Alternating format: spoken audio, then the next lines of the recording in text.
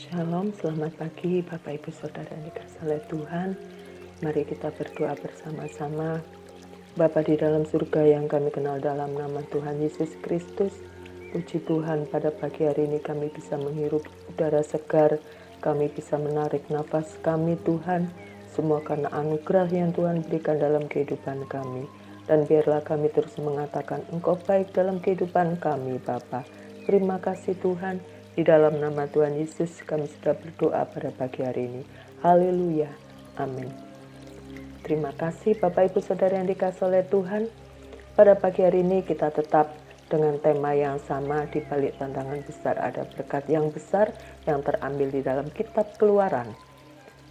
Pada pagi hari ini kita akan membaca di dalam kitab Keluaran. Kitab Keluaran 15 ayat yang ke-25 yang bunyinya demikian.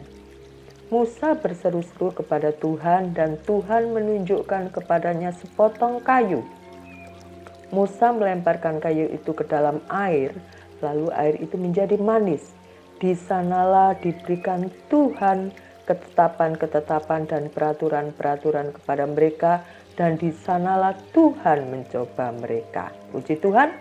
Bapak Ibu Saudara yang dikasihi oleh Tuhan, kalau kita kembali untuk bagian yang pertama, waktu di mana orang-orang Israel dikejar oleh tentara Fir'aun dan Musa mengangkat tongkatnya sehingga laut yang di Teberau itu terbelah.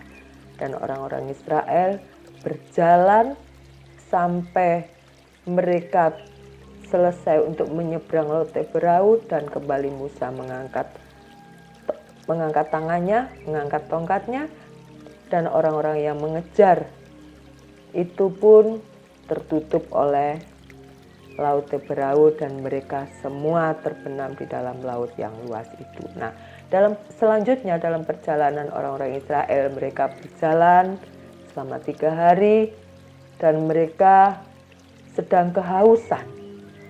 Di sanalah mereka menemukan sebuah air.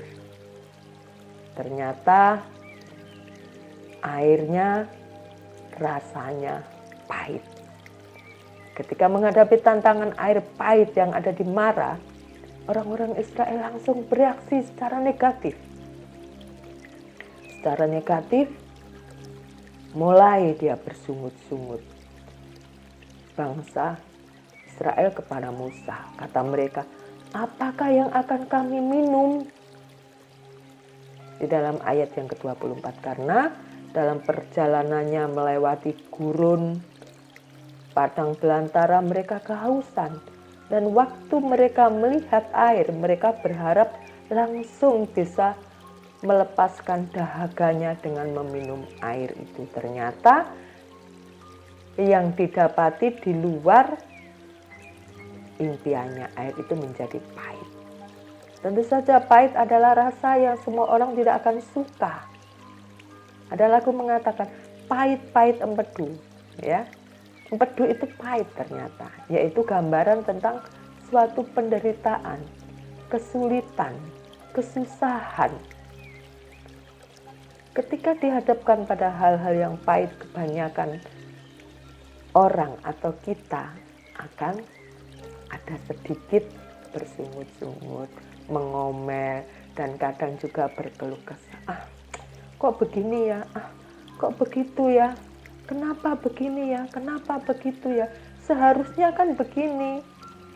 Tetapi pada pagi hari ini kita belajar dari Musa.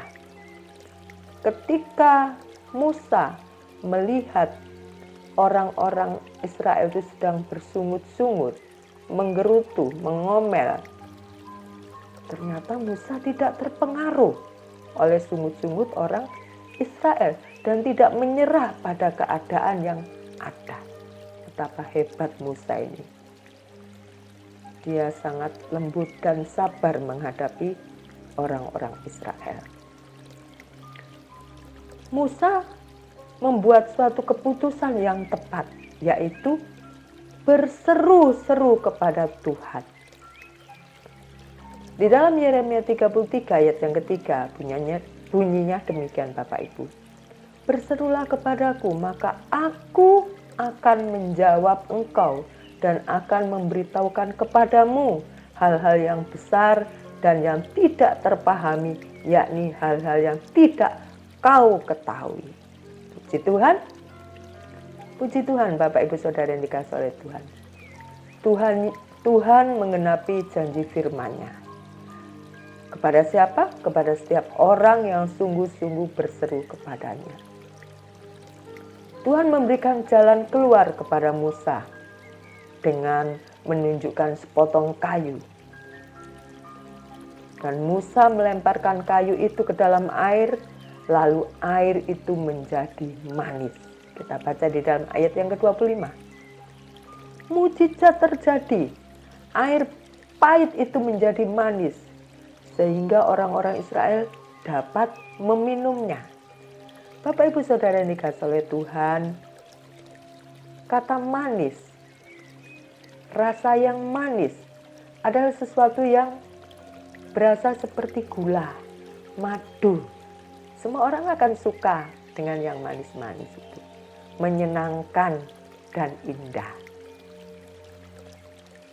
Kayu yang dipakai Musa untuk mengubah air pahit menjadi manis, melambangkan tentang salib Kristus. Sekitar 2000 tahun lampau tegak berdiri di Golgota.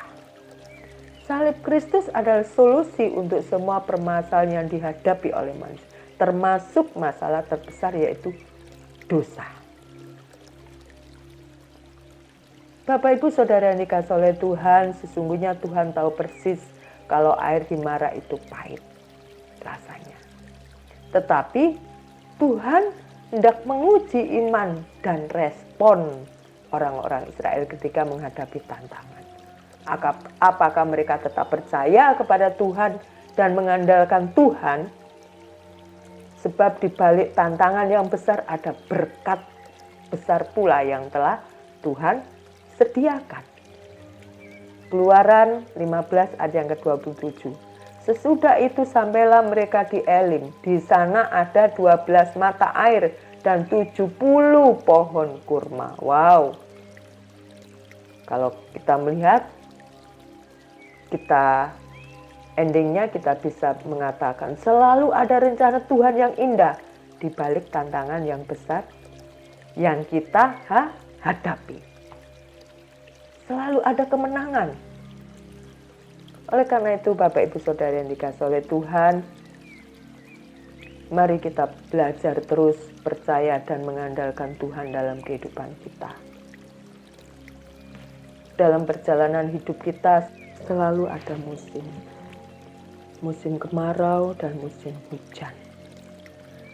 Kalau musim kemarau berkepanjangan tentu kita merasa panas. Kalau musim hujan terus-menerus, tentu kita takut kebanjiran. Itulah manusia. Tetapi puji syukur kita kepada Tuhan, apapun yang menjadi tantangan kita, apapun musim yang terjadi dalam kehidupan kita, bahagianya Tuhan beserta dengan kita. Sukacitanya adalah tangan Tuhan tak pernah lepaskan kita. Dan apabila kita lelah, Dia akan menuntun kita, Dia akan membawa kita menuju kepada rancangannya yang indah. Oleh karena itu, Bapak Ibu Saudara yang dikasihi oleh Tuhan, mari bersama-sama, tentunya hari lepas hari kita semakin menumbuhkan iman percaya kita kepada Tuhan. Puji Tuhan, kita tetap percaya di balik tantangan yang besar, Tuhan menyediakan berkat yang besar buat saya dan Bapak Ibu Saudara sekalian. Puji Tuhan, mari kita berdoa bersama-sama. Syukur kami naikkan kepadamu ya Bapa, Engkau Allah yang baik, Engkau Bapa yang setia.